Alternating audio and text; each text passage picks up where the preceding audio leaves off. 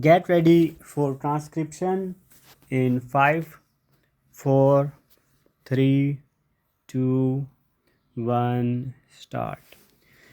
I rise to inform this august House of the status of discussions with the United States on civil nuclear energy cooperation.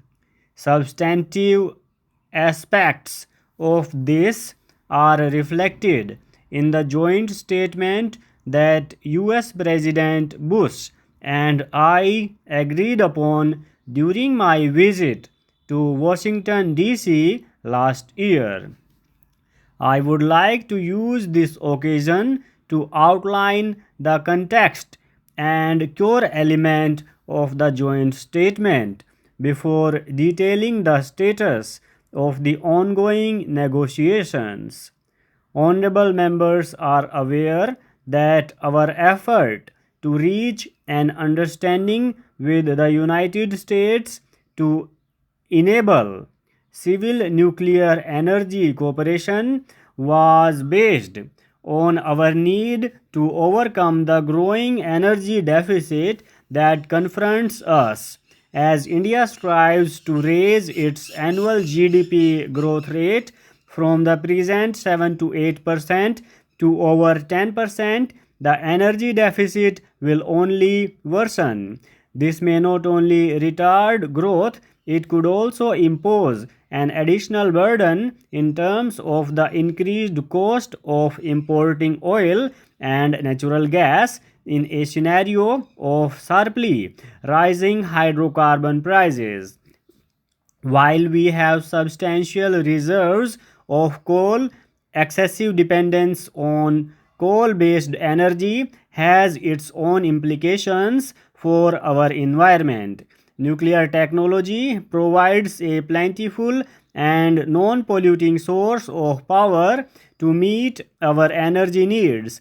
However, to increase the share of nuclear power in our energy mix, we need to break out of the confines imposed by inadequate reserves of natural uranium and by international embargoes that have constrained our nuclear program for over 3 decades.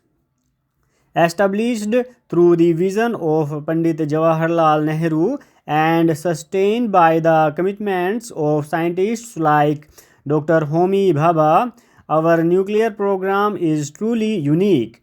Its uniqueness lies in the breadth of its overreaching vision of India mastering a 3 stage nuclear program using our vast thorium resources and mastering more complex processes of the full nuclear fuel cycle. Consequently, our civilian and strategic programs are deeply intertwined across the expanse of the nuclear fuel cycle. There are hardly any other countries in a similar situation. Over the years, the maturation of our nuclear program, including the development of world class thermal power reactors, has made it possible to contemplate some changes. These are worth considering if benefits including gaining unhindered access to nuclear material, equipment, technology, and fuel from international sources. However, international trade in nuclear material, equipment, and technologies is largely determined by the Nuclear Suppliers Group, an informal group of 45 countries members, including the United States. But more importantly, in the joint statement, the United States implicitly acknowledged the existence of our nuclear weapons program. There was also public recognition that, as a responsible state with advanced nuclear technologies, India should acquire the same benefits and advantages as other states which have advanced nuclear technology, such as the United States. The joint statement offered the possibility of decades old restrictions being set aside to create space for India's emergence as a full member of a new nuclear world order.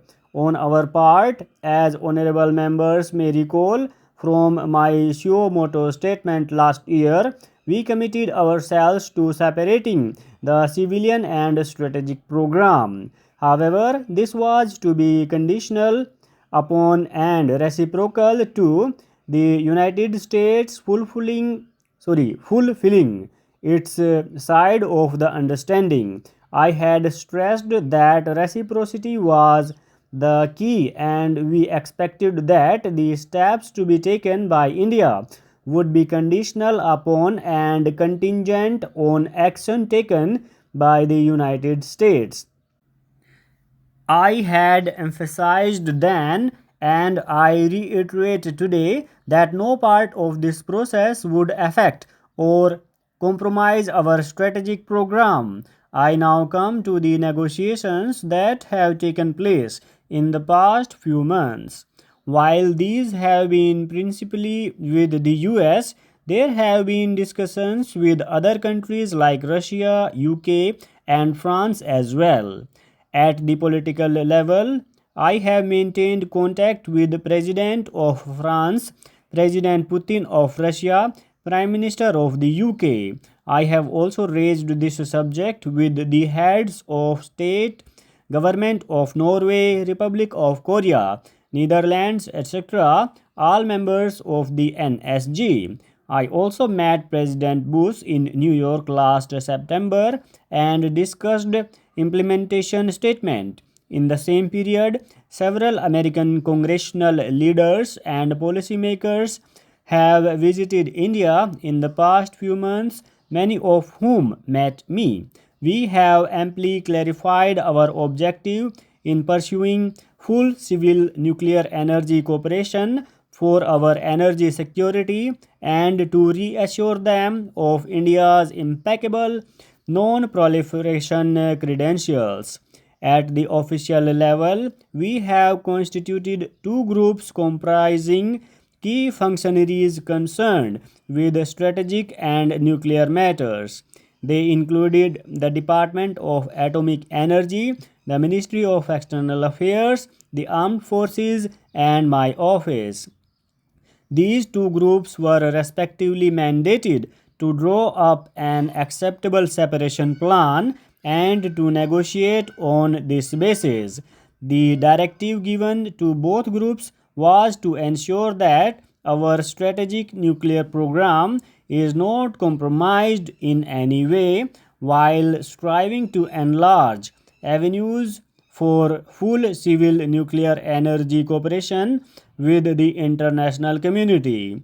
The negotiations by our officials have been extensive and prolonged. These have focused on four critical elements to focus on the nuclear facilities development in this area.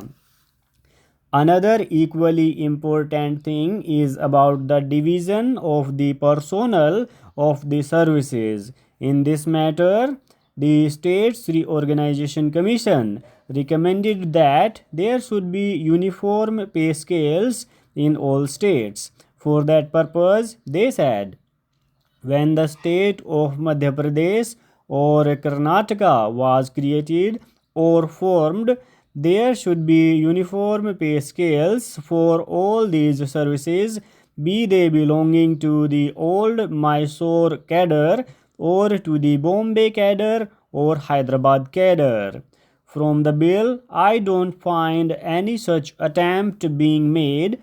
It is true that to raise the scales of pay in Mysore means additional expenditure to be incurred from the state funds.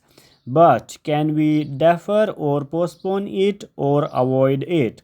I think we cannot. It is absolutely necessary to strengthen our administration, and one way of strengthening the administration is to have a uniform scale of pay for all the services from whichever area they might come. Otherwise, what will happen is there will be one scale for the persons who might come from Bombay, another for those coming from Madras. Full stop.